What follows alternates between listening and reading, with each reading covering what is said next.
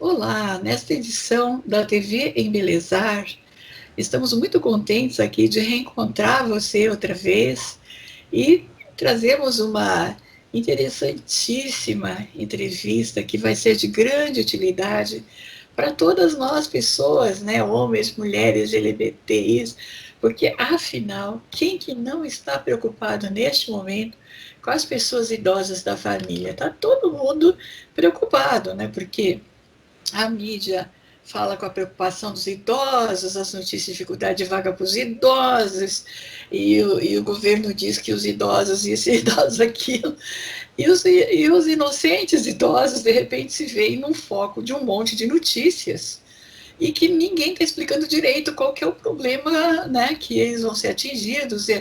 Imagine vocês ouvirem essa carga de informação e pensar assim, nossa, eu devo morrer daqui a pouco. Mais ou menos assim um trauma que a gente tem a impressão que está causando. Né? E aí fomos procurar essa grande especialista, que é a professora mestra Jane Barreto. Vocês podem verificar, ela tem um excelente currículo na área educacional e de artes. É mestre em especialização para ensino de pessoas idosas. Se denomina nas faculdades, em cursos por aí, terceira idade. Hoje, ela vai exatamente abordar para nós essa questão dos aspectos nocivos de notícias, esses condicionamentos de políticas públicas que estão trazendo uma sequela muito grande para as pessoas idosas. Ela vai até exemplificar isso, tá? E o que os familiares podem fazer então, para se tornar um tipo microterapeuta familiar, como é que a gente na família pode distrair, motivar, orientar, né, envolver as pessoas idosas de forma que elas não tenham nenhum pânico, nenhum temor, né, que elas se sintam dentro de uma forma normal na vida dela. Então, assim, nós vamos pedir à professora mestra Jane Barreto é, cumprimentar a todos vocês, e vamos entrevistá-la. Então, com certeza vamos aprender muito. Suas ordens aí. Obrigada pelo convite, boa tarde aos ouvintes, a todos que estão conectados nesse tempo difícil, nesse tempo desafiador, chamado de isolamento social, de distanciamento. O lembrete apenas para esse conceito de distanciamento social é que nós estamos fisicamente distantes, mas nós podemos estar muito próximos, usando os recursos tecnológicos e usando a criatividade também. Assim como nós hoje fazemos essa entrevista via Skype, viu? Como ela está bonita, bem próxima de nós. Muito A obrigada. tecnologia que está ajudando, né, pessoal? Então vamos lá, e vamos explorar esse momento e vamos aprender com ela também, que isso é muito importante. Professora, o que é que a senhora sendo um especialista com mestrado, né? O que é a arte-terapia? Quais são as abordagens, né, educacional, de comportamento, e por que é que o que a senhora aprendeu dentro dessa ciência pode ser muito bem conduzida para as pessoas com mais idade, né, a terceira idade ou as pessoas idosas? A senhora pode explicar para nós um pouco mais sobre isso, porque a gente não entende, né, da ciência. Muito bem, a arte-terapia é uma ciência, né? É uma ramificação, uma área de conhecimento que traz inúmeras possibilidades de projeção do inconsciente, do eu interior, através das linguagens da arte. Quais que são as linguagens da arte? Então, nós temos a música, muito presente, inclusive nesse tempo, as pessoas têm se comunicado usando a música. Nós temos a escultura, nós temos o desenho, a pintura, a linguagem poética, né, a poesia, os escritos. Nós temos também a linguagem corporal, a dança, teatral. Então, a arte-terapia, ela é um ramo da psicologia, ela é uma área multidisciplinar que atua como um recurso na reabilitação, nas dificuldades que as pessoas têm de aprendizagem e também de estarem inseridos numa sociedade, então, na convivência, no social, no emocional, no físico, a arte-terapia ela vem atuar como um recurso. É interessante que eu dei uma breve lida num texto, né, porque eu fiquei assim, tem que me preparar um pouco para fazer as perguntas, porque não é minha área, né? Mas o que eu fiquei muito interessada é que, assim, à medida que as pessoas com idade participam de algumas atividades que a elas são dirigidas, com as pessoas com a mesmo grupo faixa etária, enfim, no momento que eles ou dançam, ou cantam, ou fazem ginástica juntos, né? Toda uma atividade bem de parceria, vamos dizer assim, né? Como se tivessem, né, voltado ao tempo atrás, né? Naquele convívio de brincadeiras, né? De uma vida mais light, sem tantas preocupações. Dali eles partem para até mesmo condicionamento físico, não é? Que melhora muito, a condição mental melhora muito. Dizem que à medida que eles vão evoluindo, chega a 70% a possibilidade de melhora, né, da capacidade de saúde delas. E que é uma felicidade para eles muito grande irem até bazares beneficentes, em grupo sair para viajar, fazer turismo. Né? E como que será agora, professora? Qual será o que motiva, o que mais alegra esses grupos, o que faz eles tão felizes quando esse encontro? E agora eles devem estar muito tristes, não? Como é que a senhora explica isso para nós nesse momento? É importante a gente diferenciar os grupos, as categorias de idosos, né, no nosso país. Então, nós temos aquele idoso considerado assim pela Organização Mundial da Saúde, a partir de 60 anos, que é o sênior, que é a pessoa que acabou de entrar nessa faixa etária, que está produtiva, ativa no mercado de trabalho, fazendo parte de um grupo, então existe o pertencimento social. Existe aquele idoso a partir dos 72 anos de idade, até 85 aproximadamente, que também tem uma família, tem um vínculo social, que também tem suas habilidades, suas competências sendo ainda trabalhadas, seja na cozinha, cozinhando, ou no seu tricô, ou nos escritos, né, os jornalistas que ainda participam de entrevistas e buscam e trazem novos conceitos, a informação saudável, mas a gente também tem um grupo à margem da sociedade, em casas de repouso, pessoas vivendo em casas isoladamente, que não tem um familiar, que não tem uma assistência, que não tem um vizinho, alguém que se aproxime. Então, eu vejo esse momento como um momento de crise, né? Nós estamos em crise, é uma crise geral em que a humanidade tem a oportunidade de ressaltar os seus valores humanos, a sua ética, a sua empatia, a compaixão, e olhar um pouquinho além do seu universo, quem é a pessoa que está por trás desse cenário, como essa pessoa se comporta, tem a sua rotina, a sua vida cotidiana. Então, primeiro entender quem são essas pessoas que a gente classifica como idosas. Depois, dentro da realidade de cada um, tentar fazer a diferença se aproximando. E como se aproximar num tempo de distanciamento, não é mesmo? É verdade.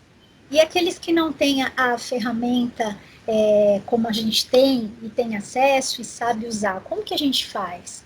Né? Então, essa é a pergunta, a indagação maior para aqueles que são também idosos e fazem parte dessa camada da sociedade, mas estão tentando buscar esses outros que estão à margem, né? Certo. Agora, ainda há pouco eu fiz um comentário, porque escutei também de uma pessoa mais especialista, que a forma como está sendo dirigido para a população idosa, de certa forma, ela é muito nociva, porque está trazendo danos à saúde delas. De repente, assim, ela olha toda aquela situação de morte, caixões, está faltando isso, fulano morreu, Beltrano, não sei o quê. E aí ela começa a entrar praticamente num pânico, né? Ela se isola dentro de casa, porque ela está com medo de morrer, não fala para ninguém. Se sente uma dor, ela já fica pensando que vai ser hospitalizada, como é que vai ser que a família vai lá cuidar, né? E normalmente idoso se preocupa com custo, né? Vai dar despesa para a família, que é que eles pensam, né? Então tudo agrava mais ainda. Então, o que, que a gente pode exemplificar, o que, que a gente pode comentar sobre isso? É tão grave assim a possibilidade de eles entrarem em pânico e depressão? A gente tem alguns sintomas, né? Esse isolamento, ele é físico, porque é necessário que seja para a saúde do idoso, mas não há necessidade do isolamento ser total. Então, o que, que a gente sugere? As pessoas que fazem primeiro parte da família, que se aproximem através do telefonema, da carta, do bilhetinho. Ah, mas como que eu vou entregar a carta? Como que eu vou levar até o correio? Então, os mensageiros, né, que estão na rua, as pessoas que estão fazendo esse trabalho de entrega de alimentação, então, viabilizar uma forma da pessoa se sentir importante. Ela é parte de uma família, ela é parte de um grupo, e todos os dias alguém se lembra dela, e há um mecanismo de comunicação. Se a pessoa tem acesso ao celular, à internet, colocar lá o celular na hora do almoço, na hora do jantar, do café da manhã, e compartilhar o que, que você está preparando aí. Eu estou preparando aqui essa receita, então está uma delícia, e trocar receita, eu vou tentar fazer. Tem uma amiga que ela pediu para a vizinha, né, duas meninas adolescentes, quando perguntaram a ela, você deseja alguma coisa? Você está sozinha? Ela disse, eu gostaria de música. Então as portas ficaram abertas do corredor do apartamento e as meninas puderam tocar e cantar uma música para ela, né? Olha, E ela disse que isso já preencheu a alma. Um outro exemplo, né, de pessoas completamente informadas, mas ao mesmo tempo sem condição de traduzir essa informação. Meu marido teve aqui embaixo pegando uma encomenda e na hora de passar o cartão para o mensageiro, para o motoboy, ele ficou com medo e disse, eu posso tocar no cartão do senhor, né? Ele falou, não, claro, pode, por quê? Ele falou, não, porque eu acabei de entregar aqui na rua para uma senhorinha e aí eu peguei no cartão dela e na hora que eu entreguei, ela começou a borrifar álcool em mim e disse que a culpa era minha e por isso que está todo mundo doente, que eu tinha que ficar na minha casa em pânico, histérica. Então, olha só, o que a solidão faz com a pessoa, né, desinformada, porque ao mesmo tempo que a gente tem uma avalanche de informações, essas informações muitas vezes chegam de forma distorcidas, elas são interpretadas de forma equivocada. Então, educar essa população conversando, explicando e traduzindo essa informação que está chegando pelos grandes meios de comunicação em massa. certo. E a senhora tem, assim, por exemplo, algum caso que alguém tenha contado de pessoa que tenha entrado em pânico, tendo que até ter uma hospitalização, alguma coisa? Porque eu ouvi comentários a respeito que tem pessoas que ficam tão, assim, que pensa que já está com a doença, que ela fica, né, bastante nervosa, diz que já vai morrer, quer dizer, é um quadro, digamos, bem de pânico, né? E que a família tem que correr com ela, porque não sabe se está ou não está, quer dizer, a pessoa também, com uma certa idade, acho que ela fica confusa, ela não sabe explicar todos os sintomas também, não é verdade? Isso tem muito a ver com o histórico de vida que a pessoa tem, né? Então, tudo que a gente plantar na juventude, a gente vai colher mais à frente, né? Dependendo do setênio de vida que a gente está. Então, há estudos, a literatura traz que a gente vai tendo a curva de declive. Então, os neurônios, né? O cérebro já não funciona como antes, precisa de determinadas proteínas, e a parte social, o convívio social é muito importante, mas também o histórico de vida da pessoa. Agora, o gatilho, a forma como a pessoa entra em crise de depressão ou de pânico, tem muito a ver com esse sistema, essa química cerebral, com histórico de vida e com esse distanciamento social. Então, acolher o medo, né? Não deixar que o medo te ingesse. Conversar com o medo. Outro dia, falando isso para uma pessoa, ela disse, mas eu tenho tanto medo do medo que eu não consigo conversar com ele. Eu falei, então pega lá um bichinho de pelúcia, coloca o nome nele de medo e lincha ele, né? Dá uma surra nele e depois você conversa. Por que eu estou sentindo medo? Mas do que eu tenho medo? Então, o enfrentamento é muito importante, a pessoa ter essa resiliência e esse enfrentamento, ela conversar consigo e tentar identificar as suas limitações, né? Porque não é fácil, até para quem não é idoso, para quem é saudável e tem uma vida estável, privilegiada, não é fácil ficar confinado. Ninguém nos preparou para esse momento, foi muito brusco, né? Olha, daqui uma semana, daqui um mês, todos estarão confinados e vocês não terão mais o convívio em plena Páscoa, não poderão fazer o almoço de Páscoa com seus familiares. Então, qual vai ser a saída, as alternativas? Vamos pensar juntos. Não houve uma educação para esse momento, não houve um preparo. Nos pegou de surpresa, está acontecendo ao vivo e a cores. Então, é um aprendizado a cada dia e a gente vai se superando, né? E contando com as pessoas nessa coletividade, tentando entender que é fundamental ouvir a voz da experiência, da ciência, a voz da razão, independente daquilo que você tem como propósito de vida, de partido político, de governante, de simpatizante, o que a ciência está dizendo, o que os outros países estão mostrando. Então, aprender com exemplo. A gente educa com exemplo, com modelo. Nós temos os Estados Unidos, nós temos a Europa, nós temos pessoas que ficaram doentes. Então, ouvir isso, estar atento para aprender, recuar sim, porque o que são 2 meses, 6 meses, 1 ano que durasse isso tudo, é perto de uma vida inteira que a gente já viveu e chegou aos 60, 70, 80 anos e ainda pode viver. Né? Então, a resiliência, no sentido de pensar assim, é um período de retirada da minha vida, em que eu vou me transformar, eu vou exercitar a minha resiliência, e depois eu vou ser novamente integrado, mas voltar ao normal, nunca mais a gente vai ser como antes. O passado, né? Será um novo presente, um novo futuro, né? Exatamente. É interessante e é de muita valia e aprendizado que a senhora está falando. Nós temos também, assim, uma outra forma que se percebe, assim, a contabilidade dos fatos das vítimas, das internadas e falecidas. Assim, não existe ainda uma avaliação, uma notícia, uma contabilidade, assim, quantos se internaram, quantos saíram super normais, tranquilos, se salvaram, entendeu? Quer dizer, também tem um lado que falha um pouco, né?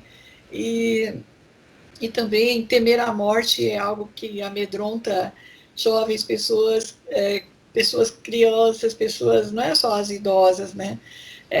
Então, quem tenha, digamos, uma debilidade, uma deficiência, deve sentir muito mais ainda, mas talvez seja interessante, principalmente pela sua formação também em área de comunicação, a sua opinião e a sugestão das notícias, né? Talvez assim, as notícias também poderiam mostrar todo o lado mais feliz das histórias, não poderiam? Isso. Existem muitas pessoas, né, que estão se recuperando, que adoeceram e estão melhorando. Então, há uma camada da sociedade passando por essa experiência. Não é uma experiência interessante, né? Pelo menos é o que as pessoas relatam. Não é uma experiência boa no sentido do que é somatizado no corpo da pessoa, a dor, o mal-estar, mas de testar os seus limites e essa resiliência, insisto em dizer. Né? Muitas pessoas não estão sabendo se de fato tem a doença, mas estão combatendo, né, com sabedoria, se cuidando, se isolando, preocupados com o outro, com o próximo, com as pessoas da sua família, e algumas pessoas entram num estágio já de agravamento. É importante a gente sinalizar para essas pessoas, essa camada isolada da sociedade, olha, fulano teve, ficou bem, e está bem, né, e se recuperou. Então, a esperança vir à tona, né, trazer esperança para essas pessoas, que nem que adoecem morrem. Né? Nem Comemorar a vida, né, também. Sim, nem todas as pessoas que estão doentes morrerão. Então, há muito a se contar de casos de superação nesse momento, inclusive de pessoas deficientes, né, de pessoas com baixos recursos, e a gente tem histórias aí. Agora, o que eu mais tenho como propósito para mim é colocar diante dessas pessoas a oportunidade. A crise, ela gera o alerta, né, o perigo. Temos que estar atentos, atentos à nossa saúde, tomando todas as medidas necessárias. Mas a gente também tem a oportunidade. Então, a palavra crise conota em duas outras grandes palavras. Oportunidade de quê? Né? Então, eu preciso estar ocupado o tempo inteiro, produzindo o tempo inteiro, ou eu posso estar quietinho no meu canto e ouvindo a minha voz interior, e também a voz que a gente tem. Conversar, né? Quem está sozinho aí na sua casa, conversar consigo, falar, ouvir. Tem gente que passa o dia inteiro e não ouve a própria voz. Então, falar consigo, se dá um bom dia, oi, boa noite, se olhar no espelho, passar o seu perfume, né, se arrumar, tirar o pijama e buscar as outras pessoas que estão vivendo, mas de forma criativa, né, não tendo que sair de casa para conviver na multidão, mas olhando pela janela, conversando pela janela, pelas varandas. Então, dessa forma, né, buscar alternativas. Também eu considero, aí é pessoalmente, né, eu faço uma crítica a algumas autoridades governamentais, porque me parece que falta uma etiqueta social, né, porque é uma situação grave com a população, deveriam demonstrar mais esse sentimento. Eu até hoje, sinceramente, prestei atenção, não vi alguém falar sobre os pêsames às pessoas que faleceram nesta semana, lamentavelmente, nem em hospitais, para falar a verdade, né, porque é uma situação muito confusa, enquanto que outros países estão fazendo cerimônias o dia inteiro para os mortos, não é? E, enfim, eu acho que uma situação tão grave com a população é o momento da proximidade com a população, porque nenhum governo, nenhum, seja o que for, de riqueza no mundo, certo, de liderança, ela vai construir riqueza sem respeitar a mão de obra, sem respeitar os trabalhadores, né, porque ainda não foi inventado, e com certeza com essa crise não se inventará tão cedo, uma inteligência artificial com robôs suficientes para trabalhar em todas as empresas e eles enriquecerem a economia e dispensar todo mundo. Né? Então, eu acho assim que está faltando, eu diria, etiqueta, né? Uma forma mais humana de lidar com a situação. Né? Então, eu acho assim, aquelas coisas de, desculpe o palavrão, né? Me digo que eu me sinto livre de dizer, porque tenho uma formação pela DESG, onde se prioriza o bem comum, né? E eu considero que possam estar muito nervosos os nossos líderes atuais, mas eles jamais poderiam perder aquele elan, sabe? Saber lidar com a população, porque é delas que se vai tirar toda a transformação do país, toda a reconstrução do país, né? Eu não ouvi, sinceramente, posso estar equivocada, gostaria que alguém me mandasse, mas que houvesse uma Sim. palavra de apoio, assim, certeza que você é ótimo, maravilhoso, nós vamos precisar de você no futuro breve. Já era um alento, não é? Então, fala-se tanto em humanização, né? Humanização na saúde, humanização na educação, humanização na política, nas relações. O que é mesmo ser humanizado? O que é essa tal de humanização? Humanização é você estar sensível, né? O exercício de sensibilizar a necessidade, ao sentimento, à realidade do outro e à sua própria. Então, nós não temos uma educação hoje no nosso país para estar sensível à necessidade do outro. Isso é muito particular, não é desenvolvido na coletividade. Então, eu entendo que, assim como a gente teve uma educação em que a nossa avó, né, minha avó dizia, quando alguém perder outra pessoa, essa pessoa falecer, a gente deve dizer que sente muito, apresentar as condolências. Então, isso foi algo particular que de minha essência. Então, como eu tive essa experiência, eu entendo que eu deva multiplicar isso às pessoas que estão próximas, aos meus filhos, aos meus netos que virão. Mas, infelizmente, a gente não tem, de novo, uma liderança, referência, modelo, né? Não generalizo todas as pessoas, mas algumas pessoas não têm essa postura. Quem está por trás, né, dessa nomenclatura, dessa doença, é um ser humano. Algumas pessoas da área da saúde, muitas, já colocam inclusive a foto, né? Porque aquela máscara, todo aquele capacete, tudo que elas usam, impede que elas vejam a face, né? Que o doente veja quem é que está ali. Então elas já usam esse recurso, é um recurso criativo.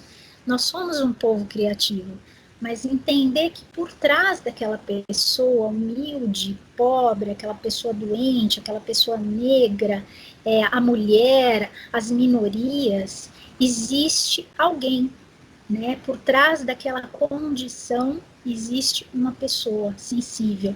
Então, se nós exercitarmos e multiplicarmos essa educação, a gente vai ser melhor para esse mundo que está aí. Eu creio assim, eu tenho essa esperança. Agora, voltando um pouco à sua formação, para quem não sabe o que é a arte-terapia, gostaria que a senhora, além de conceituar, explicasse assim como é que nós, nas famílias, independente do nível socioeconômico, né, todas são famílias. Então, temos as novas famílias também, né, que são os grupos de LGBTIs que adotam, né, tem várias pessoas adotando crianças estrangeiras, aqui também, né, com deficiência muitas vezes, né. Então, são famílias, nós temos muitos tipos de famílias. Agora, como é que se pode utilizar algum recurso da arte-terapia, da sua ciência, para que a gente crie algumas técnicas, algumas atividades, né, que todos possam trabalhar, brincar com as pessoas idosas, distraí-las dentro de uma técnica, digamos assim, tá?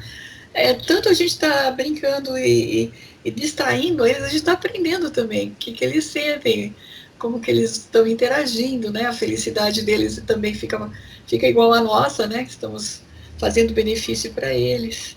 Então, o que é que tem que se fazer de atividade? Vai, teatrinho, o canto, como é? Conta, estou super curiosa.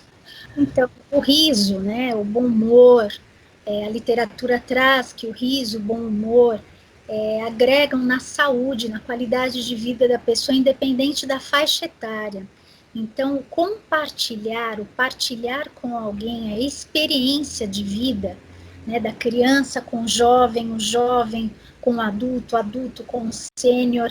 Então, essa convivência de experiências, esse contato intergeracional é a chave para a gente começar a dialogar. E nesses diálogos, a gente conseguir trabalhar com a história de vida, histórias reais, histórias imaginadas. Quem não gosta de história? Quem não assiste a um filme, uma novela? Todo mundo gosta de história porque a gente se projeta na personagem da história, a gente se imagina, e a imaginação é um grande componente para a criatividade, e a criatividade nutre, alimenta a nossa alma, a nossa existência.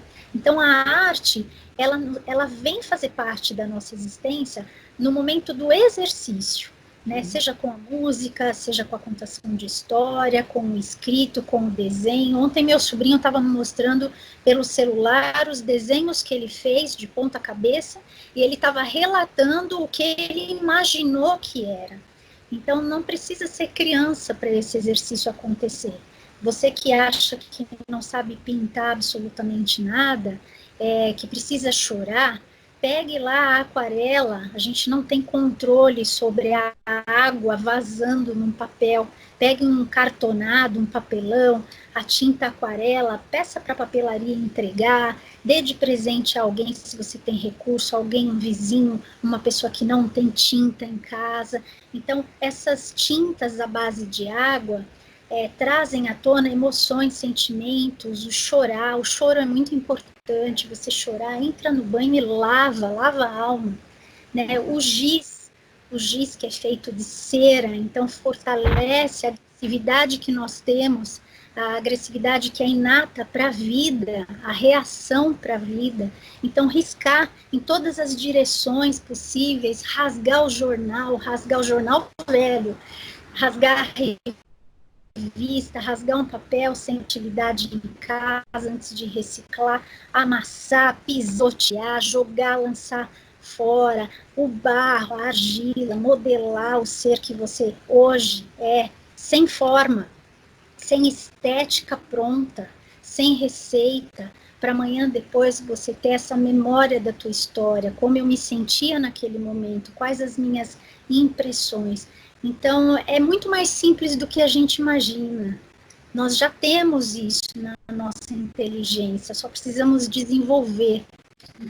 Não há necessidade de você ter um curso que te especialize a ser um desenhista, um pintor, um escultor, um dançarino. Basta você ter o seu desejo em fazer algo e a criatividade vai aflorar.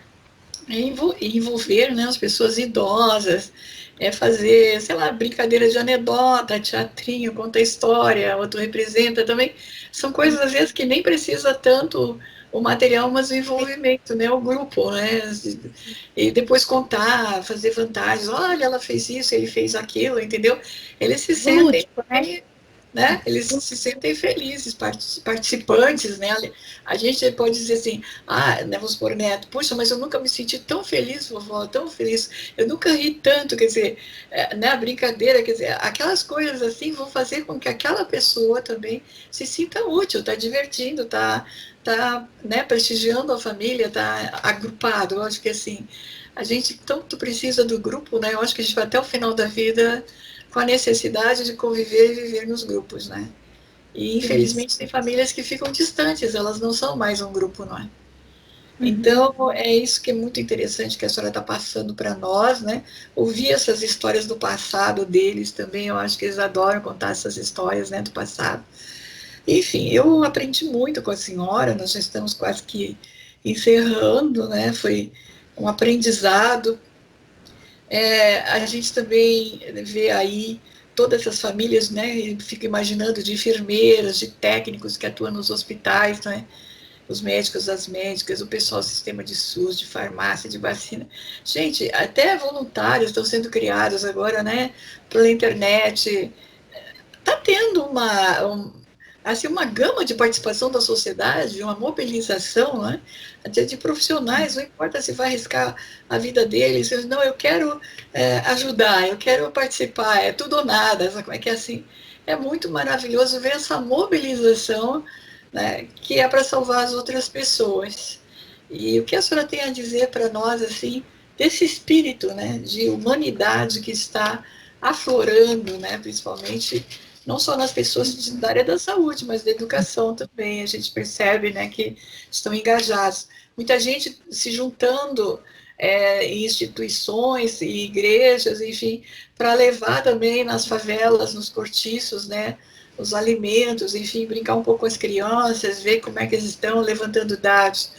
Eu acho que nós estamos tendo uma mobilização das pessoas, e isso também é um lado positivo da sociedade, Sim. não é? No fundo, todo mundo quer ganhar amor, né? Todo ser humano tem essa necessidade, faz parte da nossa essência, receber e doar amor. E o amor está presente no gesto, nas ações, no sorriso, na voz, no olhar. Então, o compartilhar é um ato de amor. Estar próximo é um ato de amor. Estar envolvido pela necessidade, pela existência do outro. E é um momento oportuno para exercitar. E a gente tem na nossa história esse marco que vai ficar para as gerações futuras. Nos tornaremos aí estatística, livros em que vivemos um momento difícil, mas nos tornamos uma humanidade melhor para esse planeta Terra. Ok, lindo conselho e orientação e avaliação, né, de nós como seres humanos aí quando estamos fazendo a nossa área de apoio e manutenção da vida mais feliz para as pessoas que nesse momento, né, estão precisando tanto também. Eu agradeço muito, a senhora sabe que eu sou sua fã, né? Nossa, admiro muito o seu trabalho, é impressionante a sua capacidade, a sua formação, a importância do trabalho que a senhora tem com todos os grupos de idosos. todos falam muito bem da senhora, né? Tem uma referência, assim, um divisor de águas, a felicidade delas. Então, para nós foi muito louvável fazer essa sua entrevista, principalmente num momento difícil do país, não é? E nós estamos aqui usando a tecnologia para chegarmos até as pessoas, trazendo essa informação. O grupo das áreas de beleza, né, que nós temos todos os profissionais, quer sejam os que estão desde uma barbearia, um salão de beleza, uma academia de ginástica, todo mundo parado, né? Nutricionistas, pessoal da moda, né? Quer dizer, os restaurantes aí com seus grandes mestres. Nós temos hoje um mundo de beleza parado, né? E estamos diante de uma grande mestra, né, que faz parte do conhecimento dela na área de saúde, na área da arte, trazer a recuperação das pessoas. E foi uma oportunidade ímpar para nós, foi como uma aula. Eu estou muito grata pela senhora e deixo assim para suas despedidas. Se faz palestra, tem algum livro, site que queira indicar. Sua generosidade aí com os elogios, imagina, é um prazer, eu que aprendo muito com vocês, é a oportunidade de ter voz e falar com muitas pessoas queridas, pessoas da minha história que me ensinam muito, independente da faixa etária.